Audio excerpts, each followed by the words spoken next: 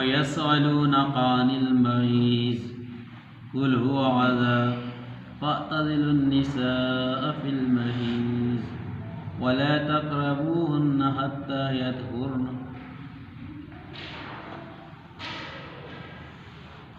برادران اسلام، آج ہماری آیت نمبر 122 سے اس کلاس کا آغاز ہو رہا ہے۔ ساتھ ساتھ ہم پہلے لفظی اور بامحاورہ ترجمہ دیکھتے جاتے ہیں، اس کے بعد چند ایک نکات پر بات ہوگی۔ تو اللہ تعالیٰ فرماتا ہے وَيَسْأَلُونَكَ عَنِ الْمَحِيضِ، وہ آپ سے حیض کے بارے میں سوال کرتے ہیں۔ قُلْ هُوَ عَذًى، تو کہہ دیجئے کہ وہ ایک تکلیف ہے، ایک گندگی کی حالت ہے۔ فَاعْتَزِلُوا النِّسَاءَ فِي الْمَحِيضِ، اس میں عورتوں سے الگ رہو اور ان کے قریب نہ جاؤ۔ وَلَا تَقْرَبُوهُنَّ حَتَّى يَطْهُرْنَ، ان کے قریب نہ جاؤ جب تک کہ وہ پاک نہ ہو جائیں۔ فَإِذَا تَطَهَّرْنَ فَأْتُوهُنَّ مِنْ حَيْثُ أَمَرَكُمُ اللَّهُ، پس جب وہ پاکی حاصل کر لیں، پاک ہو جائیں، تو پس ان کے پاس آؤ، حیث امرکم اللہ، جس سے اس جگہ سے جو اللہ نے تم کو حکم دیا ہے۔ ان اللہ یحب التوابین ویحب المتطہرین، بے شک اللہ توبہ کرنے والوں اور پاک صاف رہنے والوں کو پسند فرماتا ہے۔ نساؤکم حرث لکم، عورتیں تمہاری کھیتی ہیں۔ فاتوا حرثکم انا شئتم، پس آؤ اپنی کھیتیوں میں جہاں سے تم چاہو۔ وقدموا لانفسکم، اور اپنے آگے کے لیے کچھ بھیجو۔ واتقوا اللہ، اللہ سے ڈرو۔ واعلموا، جان لو، انکم ملاقو، تم اس سے ملنے والے ہو۔ وبشر المؤمنین، اور خوشخبری ہے مومنوں کے لیے۔ ولا تجعلوا اللہ عرضة لأیمانکم ان تبروا وتتقوا وتصلحوا بین الناس، اللہ کے نام کو ایسی قسمیں کھانے کے لیے استعمال نہ کرو جس سے مقصود نیکی اور تقوی اور بندگان خدا کی بھلائی کے کاموں سے باز رہنا۔ وتصلحوا بین الناس، اور لوگوں سے اصلاح کرو، بین الناس، لوگوں کے درمیان اصلاح کرو۔ واللہ سمیع علیم، اللہ سننے والا اور جاننے والا ہے۔ لا یؤاخذکم اللہ باللغو فی ایمانکم، اور اللہ مواخذہ نہیں کرے گا، پکڑے گا نہیں تمہیں تمہاری قسموں پر، باللغو، جو لغو ہے۔ ولکن یؤاخذکم بما کسبت قلوبکم، لیکن وہ تمہیں پکڑے گا ان قسموں پر جو تم نے دل سے کھائی ہیں۔ واللہ غفور حلیم، اور اللہ بخشنے والا اور بردبار ہے۔ للذین یؤلون من نسائہم، ان لوگوں کے لیے جو اپنی عورتوں سے قسم کھا بیٹھتے ہیں کہ ان سے تعلق نہیں رکھیں گے۔ تربص اربعۃ اشہر، تو اپنی بیویوں کو 4 مہینے تک روکے رکھیں۔ فَإِن فَاءُوا، اگر وہ رجوع کر لیں، فَإِنَّ اللَّهَ غَفُورٌ رَحِيمٌ، تو اللہ بخشنے والا اور رحم کرنے والا ہے۔ وَإِنْ عَزَمُوا الطَّلَاقَ فَإِنَّ اللَّهَ سَمِيعٌ عَلِيمٌ، اگر وہ طلاق کا ارادہ رکھتے ہیں تو اللہ اس کو جاننے والا بھی ہے اور سننے والا بھی ہے۔ وَالْمُطَلَّقَاتُ يَتَرَبَّصْنَ بِأَنفُسِهِنَّ 3 قُرُوءٍ، اور متعلقہ عورتیں، طلاق یافتہ عورتیں اپنے آپ کو روکے رکھیں 3 قروء، 3 حیض تک، 3 طہر تک۔ ولا یحل لہن، اور ان کے لیے حلال نہیں ہے ان یکتمن ما خلق اللہ فی ارحامہن، کہ وہ چھپائیں اس کو ما خلق اللہ، جو اللہ نے پیدا کی ہے، فی ارحامہن، ان کے پیٹوں میں۔ ان کنن یؤمنن باللہ والیوم الآخر، اگر وہ ایمان رکھتی اللہ اور رحمت پر تو۔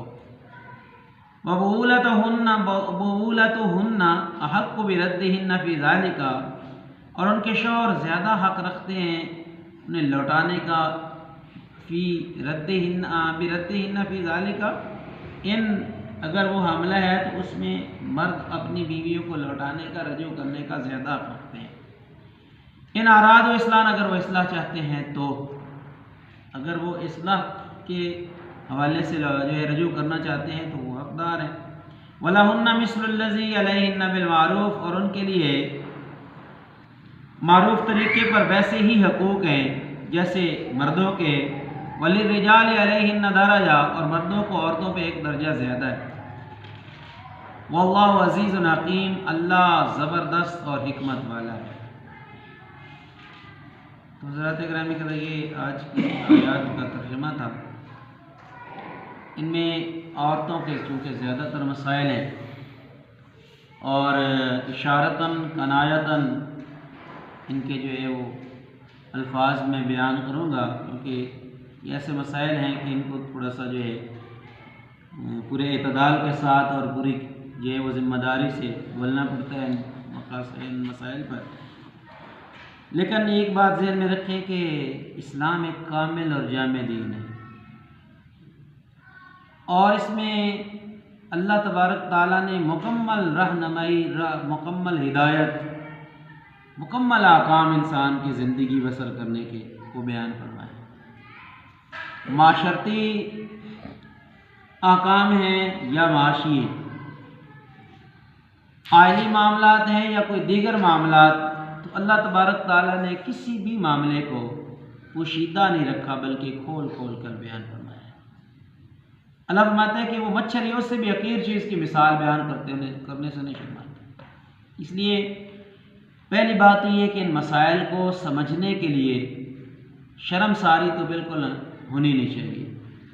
حتیٰ کہ صحابہ کرام میں آج تفسیر کے اندر پڑھ رہا تھا تو صحابہ کرام امہات المومنین سے جا کے ان مسائل کے بارے میں سوال کرتے تھے اور وہ جواب دیتے، اور اس میں ایک سوال ابھی جو آگے مسائل آ بھی رہے ہیں ان کے حوالے سے بھی ایک سوال ہے کہ امیر المومنین حضرت ابو عمر فاروق رضی اللہ عنہ کو جب یہ معاملہ درپیش آیا کہ مجاہدین کو کتنے مہینے کے بعد چھٹی ہونی چاہیے، تو انہوں نے اپنی بیٹی اور ام المومنین حضرت حفصہ رضی اللہ عنہ سے پوچھا کہ ایک عورت اپنے شوہر سے کتنی دیر تک دور رہ سکتی ہے۔ چونکہ بیٹی تھی تو اشارہ کیا 4 مہینے، تو حضرت عمر فاروق رضی اللہ عنہ نے یہ قانون پاس کیا کہ کوئی بھی مجاہد 4 مہینے 10 دن سے زیادہ اپنے گھر سے دور نہیں رہے گا، 4 مہینے 10 دن کے بعد اسے چھٹی ملے گی اور وہ واپس آئے گا۔ تو یہاں پہ جو سب سے پہلا ہمارے پاس نقطہ ہے وہ ہے حیض، ماہواری، عورتوں کی ماہواری کے حوالے سے۔ تو یہودیوں کا یہاں پہ مسلک یہ تھا کہ وہ کسی قسم کا بھی تعلق اپنی بیویوں سے حیض کے ایام میں نہیں رکھتے تھے۔ ہندوؤں کا بھی کچھ اس طرح کا ہی تھا، یعنی ان معاملات میں عورت کو انہوں نے اچھوت بنا کے رکھ دیا۔ تو اسلام نے ان کے اس غلو کو، اسلام نے ان کی اس دین میں جو ہے ایک بدعت کو جو ہے وہ ختم کرتے ہوئے کہ ایک تو یہ ہے کہ اس طرح اگر عورت کو یہ سمجھ لیا جائے کہ وہ ان ایام میں جو اس قابل ہی نہیں کہ اس کی طرف دیکھا جائے، تو یہ تو اس کا مطلب تو یہ ہوا کہ پھر مطلب پرستی غالب آ جاتی۔ تو لہٰذا اسلام کا جو قانون ہے اس کے مطابق جب آپ صلی اللہ علیہ وسلم مدینہ منورہ آئے تو یہودیوں کی چونکہ یہی عادت تھی اور وہ حیض کے ایام میں جو ہے وہ عورتوں کو بالکل قریب بھی نہیں پھٹکنے دیتے تھے، ہاتھ تک نہیں لگاتے تھے۔ تو اسلام نے اس بدعت کو ختم کیا۔ آقا نامدار صلی اللہ علیہ وسلم سے جب یہ سوال کیا گیا تو آپ نے جواب یہ دیا اللہ تعالیٰ کے پاک کلام کی آیات کہ ان سے دور رہو اور یہاں تک کہ وہ پاکی حاصل کر لیں۔ تو حضرت عائشہ صدیقہ رضی اللہ عنہ کی روایت ہے، جب ان سے ایک صحابی رسول صلی اللہ علیہ وسلم نے پوچھا تو انہوں نے فرمایا کہ آپ صلی اللہ علیہ وسلم ان ایام میں بھی میرے پاس بیٹھتے تھے، حتیٰ کہ ایک وقت ایسا بھی تھا، ایک موقع ایسا بھی آیا کہ آپ صلی اللہ علیہ وسلم جو ہے وہ نماز پڑھنے لگے اور میں اس وقت ایام ماہواری میں تھی۔ نماز پڑھنے کے بعد آپ سردی میں کانپ رہے تھے، آپ کو سردی لگ رہی تھی، تو آپ میرے پاس آئے اور میری گود میں جو ہے وہ سر رکھ کے لیٹنا چاہا، تو میں نے کہا حضور میں تو ایام سے ہوں، تو آپ نے فرمایا کچھ نہیں ہے، آپ اسی طرح جو ہے حضرت عائشہ صدیقہ رضی اللہ عنہ کی ران پہ سر رکھ کے جو ہے سو گئے اور وہیں پہ آپ سے سو نہیں تھا۔ مطلب اس کا کہ سمجھانا کیا چاہتے ہیں، سمجھانا یہ ہے کہ ایام حیض میں سوائے مباشرت کے عورت سے تمام قسم کا تعلقات یہ جائز ہے اپنی بیوی سے. یہ مسئلہ اصل میں یہاں پہ بیان ہونا چاہیے. اس کے بعد آگے بڑھیں تو اللہ تعالیٰ جو ہے وہ فرماتا ہے کہ عورتیں تمہاری کھیتی ہیں اور اپنی کھیتیوں میں آؤ جہاں سے تم چاہو. مسئلہ کیا ہے؟ مطلب کیا ہے کہ ایک مرد اور ایک عورت جب ایک عقد نکاح کے ساتھ وہ ایک دوسرے کے ہو جاتے ہیں، وَخَلَقْنَاكُمْ أَزْوَاجًا، تو اس کے بعد وہ ایک نامحرم ہوتے ہیں، محرم بن جاتے ہیں، ان کے ساتھ ان کا ایک ازدواجی رشتہ قائم ہو جاتا ہے. تو یہ ایسے ہی ہے جیسے کسان کا اپنے کھیت کے ساتھ تعلق ہے، جب اس کا جی چاہے وہ اپنے کھیت میں جا سکتا ہے. لیکن یہاں جو سب سے بڑا پوائنٹ سمجھانا مقصود ہے نا وہ یہ ہے کہ کوئی کسان کھیت اس لیے نہیں بیچتا کہ اس میں جو ہے فصل ہی نہ ہوگی، بلکہ کھیت کا مقصد یہ ہوتا ہے کہ اس میں اچھی فصل ہوگی، جو وہ بیجے وہ اس کو کاٹے. تو مطلب یہ ہوا کہ یہ جو رشتہ ازدواج ہے یہ محض اپنی خواہشات پوری کرنے کے لیے نہیں ہے، بلکہ نسل انسانی کی بقا کے لیے. جسے کسان کھیت سے فصل لیتا ہے تو مرد اور عورت کا یہ جو ملاپ جسے رشتہ ازدواج کہا جاتا ہے یہ نسل انسانی کی نشو و نما ہے. اس لیے فرمایا کہ کھیتیوں اپنی کھیتیوں میں جیسے جی چاہے آؤ، لیکن یہ ذہن میں رہے کہ اس کا مقصد جو ہے وہ کھیتی کو جو ہے وہ بڑھانا ہے. جس طرح نبی کریم صلی اللہ علیہ وسلم نے فرمایا تزوج الودود الولود انی مقاصر بکم الامم، ایسی عورتوں سے شادی کرو جو زیادہ بچے جننے والی ہوں، کیونکہ میں قیامت کے روز اپنی امت کے زیادہ ہونے پہ فخر کروں، میری امت زیادہ ہے.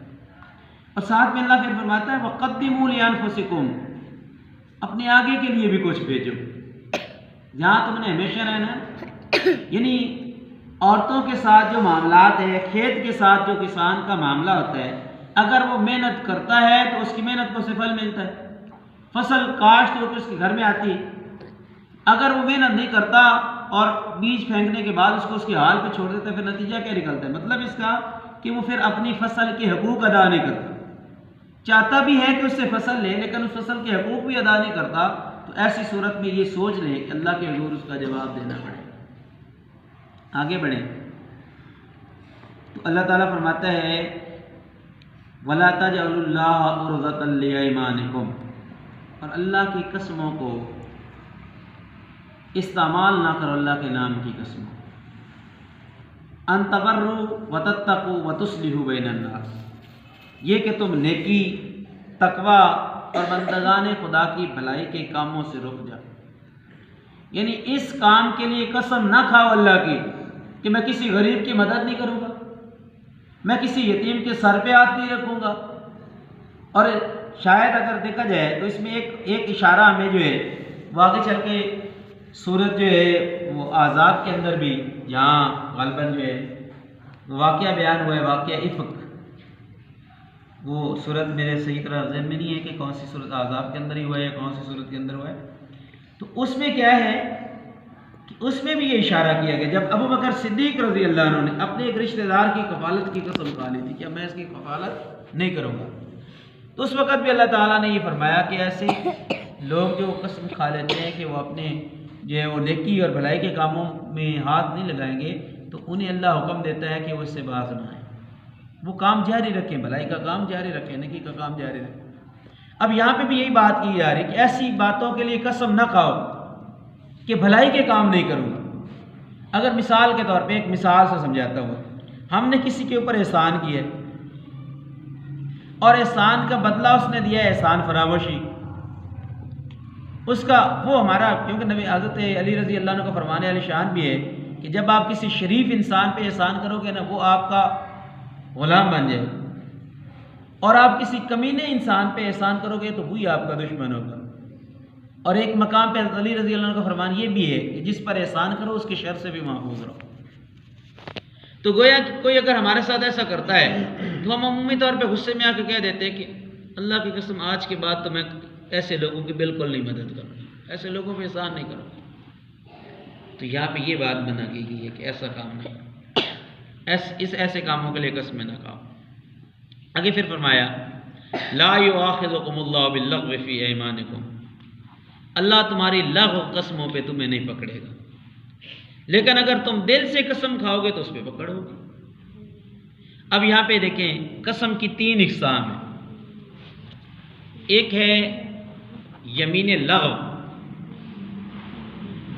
یمین لغو تقیہ کلام بن جاتا ہے ہمارا، ہر بات پہ اللہ کی قسمیں بولتے رہتے ہیں، تقیہ کلام بن جاتے ہیں۔ بلا ارادہ قسم کھائی جانے والی قسم جو ہے وہ لغو قسم ہوتی ہے۔ اس کے بعد ایک اور بات بھی یاد رکھیں، یہاں لغو قسم سے ایک مراد اور بھی ہے۔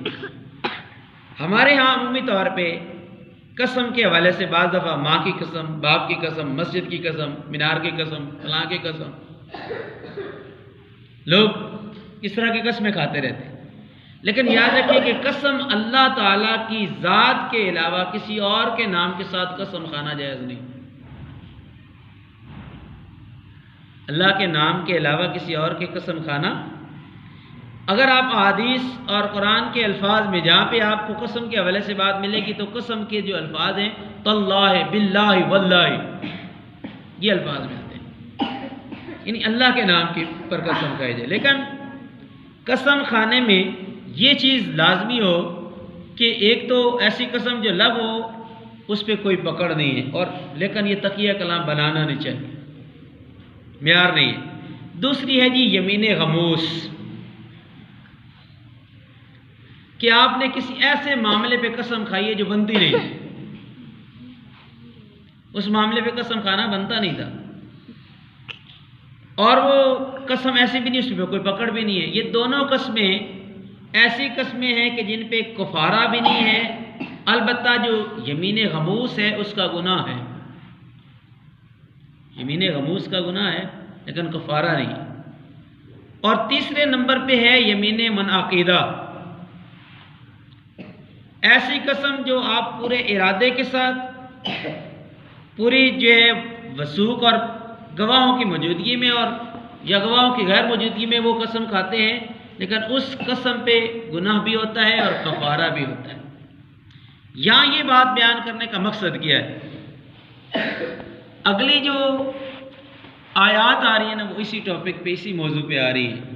خاص طور پہ قرآن میں ایک حکم عورتوں کے حوالے سے ہی ہے جو اس کو کہتے ہیں ایلا۔ ایلا کا مطلب ہوتا ہے قسم کھانا۔ وہ شخص جو اپنی بیوی سے تعلق توڑ لیتا ہے، قسم کھا لیتا ہے، اللہ کی قسم میں تمہارے قریب نہیں جاؤں۔ اس سے عمومی طور پہ جو فقہاء نے مراد لیا ہے نا، تو اس کا مطلب یہ ہے کہ جو میاں بیوی کے تعلق ہیں، معاشرت کے تعلق، وہ قائم نہیں کروں گا۔ تو آیا ان تعلقات کی کوئی عدت، کوئی مدت ہے کہ کتنی دیر تک وہ مطلب دور رہتا ہے، تو اس کا کیا حکم ہے؟ تو یہاں اللہ تعالیٰ فرماتا ہے کہ وہ لوگ جو اپنی عورتوں سے قسم کھا لیتے کہ ان کے ساتھ زن و شو کا جو تعلق ہے وہ نہیں رکھیں گے، تو ایسی عورتیں 4 مہینے تک اپنے آپ کو روک کے رکھیں، 4 مہینے تک۔ اب 4 مہینے اگر گزر گئے تو اس کے بعد کیا حکم ہے؟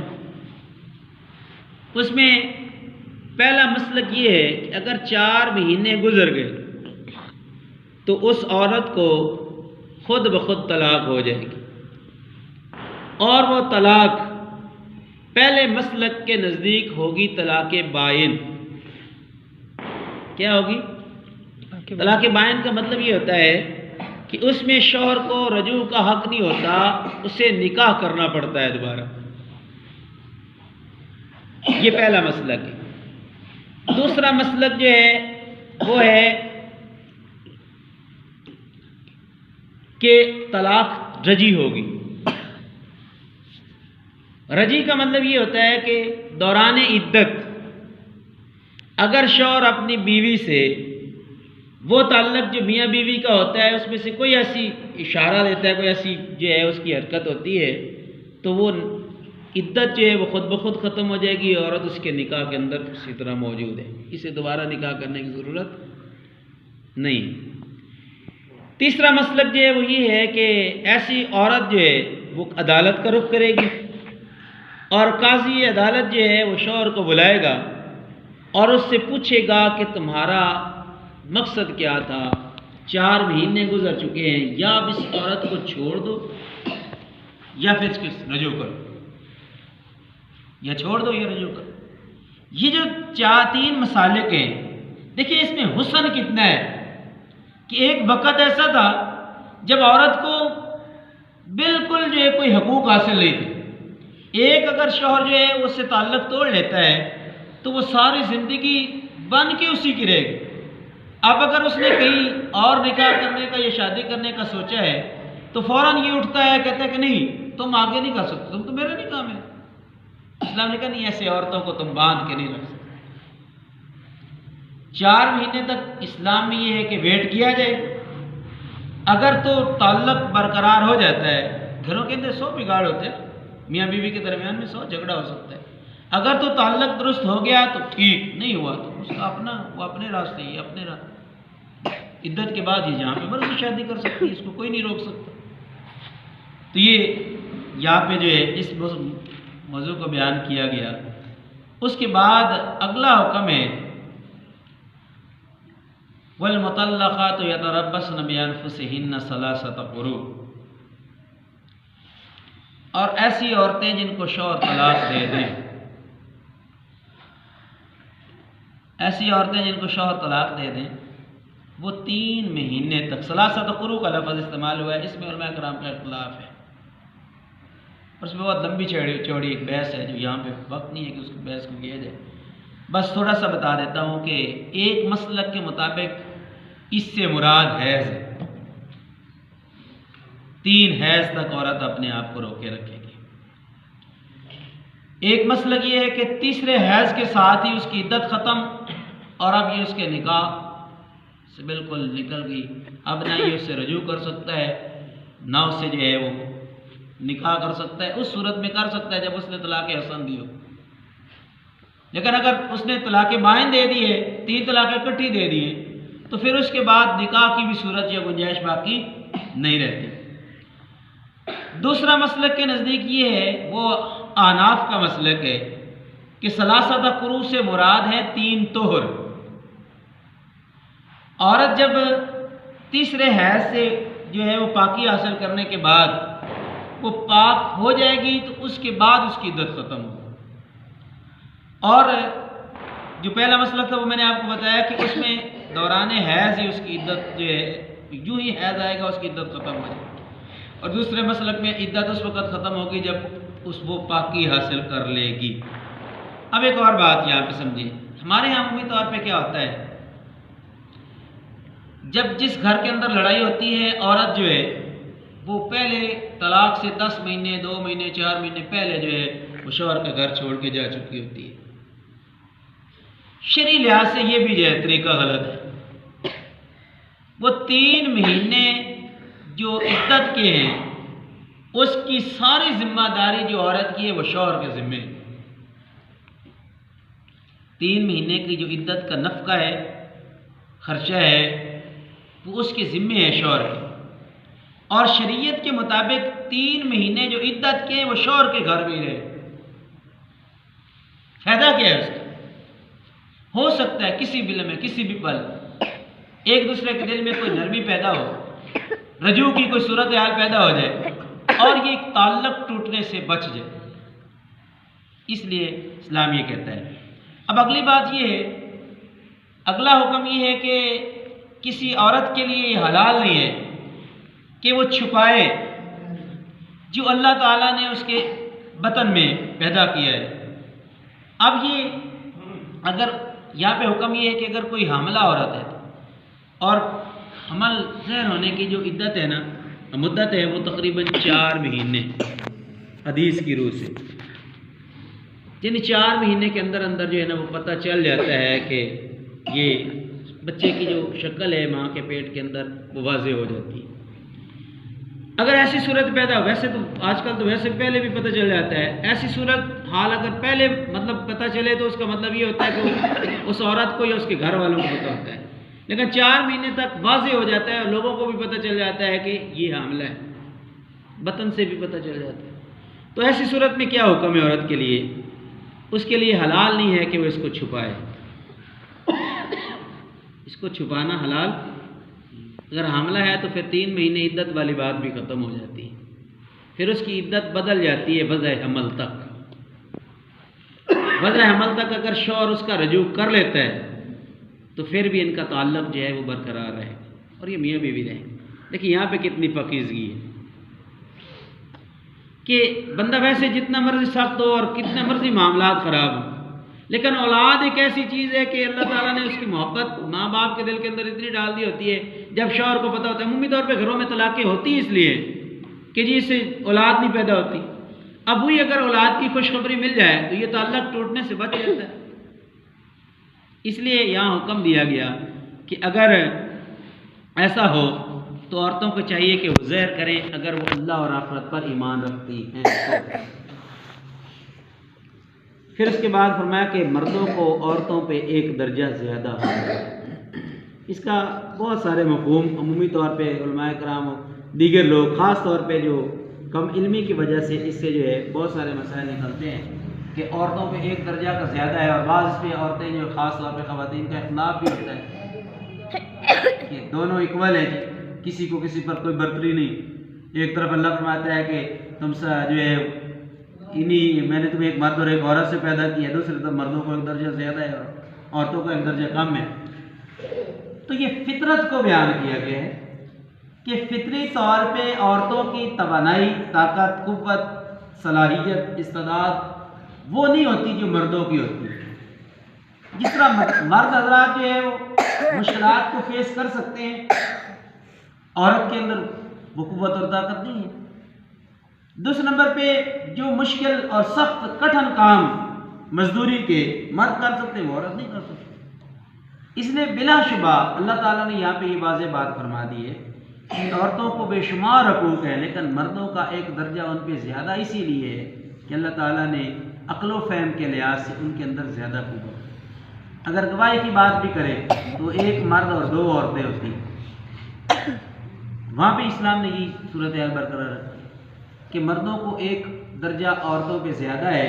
اس لیے اگر کوئی عورت یہ کہتی ہے کہ نہیں میں برابر ہوں تو اسے معلوم ہونا چاہیے کہ نہیں، اللہ تعالیٰ نے تمہارے لیے سیٹ اپ دے دیا ہے، تمہارے حقوق مقرر کر دیے ہیں، ان حقوق کو جانو تو تمہارے لیے وہ حقوق بہت زیادہ ہیں، اور تم شاید سمجھو کہ تمہیں دنیا کے اندر اللہ تعالیٰ نے قسم کی جنت دے دی۔ تو چند ایک سائل تھے، چند ایک جو ہے وہ نکات تھے جو میں نے آپ کے سامنے بیان کیے۔ اللہ تعالیٰ سے دعا کرتا ہوں کہ اللہ تعالیٰ ہمیں ان کو سمجھنے کی اور ان پر عمل کی توفیق عطا فرمائے۔ وآخر دعوانا الحمدللہ۔